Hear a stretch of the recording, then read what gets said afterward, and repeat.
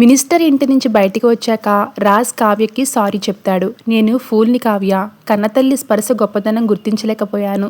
నిన్ను ఇన్ని మాటలన్నా నన్ను క్షమించు అని కావ్యతో రాజ్ అంటాడు. వద్దండి, ఇప్పుడు మనకు కావాల్సింది క్షమాపణలు కాదు, వాళ్ళ పాపని వాళ్ళకి అప్పగించి మన పాపని మనం ఎలా దక్కించుకోవాలనేది ముఖ్యం.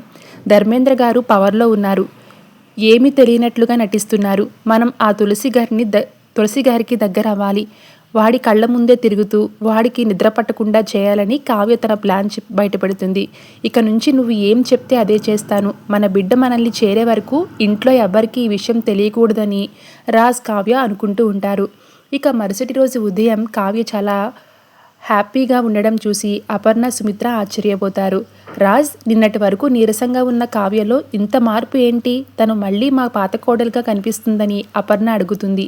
అమ్మ, తనకి ఏది నిజమో ఏది అబద్ధమో అర్థమయ్యేలా చెప్పాను. అందుకే తనలో ఈ మార్పు. ఇకపై తన బిడ్డ ఆరోగ్యం గురించి తప్ప తను ఏమీ ఆలోచించదని రాజ్ సమాధానం ఇస్తాడు. ఇక మరుసటి రోజు పాపను తీసుకుని హాస్పిటల్కి వెళ్తారు రాజ్, కావ్య. తమ దగ్గరున్న పాపని తీసుకుని ఇక అదే హాస్పిటల్కి తులసి కూడా వస్తుంది. అన్ని నిజాలు తెలిసిన డాక్టర్తోనే తులసి, డాక్టర్ గారు, నాకు పాలు పడటం లేదు, పాప డబ్బా పాలు కూడా తాగడం లేదు, చాలా నీరసించిపోతుందని తులసి చెప్తుంది. ఇంతలో రాజ్, కావ్య కావాలని అక్కడికి వెళ్తారు. తులసిని కావ్య గుర్తుపట్టి పలకరిస్తుంది. మరోవైపు పాప విషయంలో మినిస్టర్ గారి సాయం కోసం ఎదురుచూస్తున్నామని కావ్య చెప్తుంది తులసితోటి. అదే సమయంలో కావ్య డాక్టర్ని ఒక ప్రశ్న అడుగుతుంది. డాక్టర్ చక్రవర్తి గారు ఎక్కడున్నారు?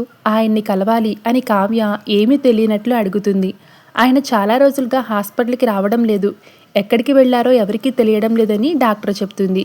అంతా తులసి విని, ఆయనే నా డెలివరీ చేసిన డాక్టర్ అని అంటుంది. నిజమే, నాకు డెలివరీ చేసిన తర్వాత చక్రవర్తి గారు మళ్ళీ కనిపించలేదని తులసి చెప్తుంది. కావ్య అనుమానంగా, ఇదేంటి, మీ హాస్పిటల్లో పనిచేసే డాక్టరే మాయమైతే ఎలా? మినిస్టర్ గారినే అడగాలి దీని గురించి అని తెలివిగా ఇందులోకి ధర్మేంద్రని లాగడానికి ట్రై చేస్తుంది. తులసి చేతుల్లో పాప ఏడుస్తూ ఉంటే డబ్బా పాలు పట్టడానికి తులసి ప్రయత్నిస్తుంది. కానీ పాప తాగదు. అది చూసి కావ్య గుండె తరుక్కుపోతుంది. Thank you so much for watching.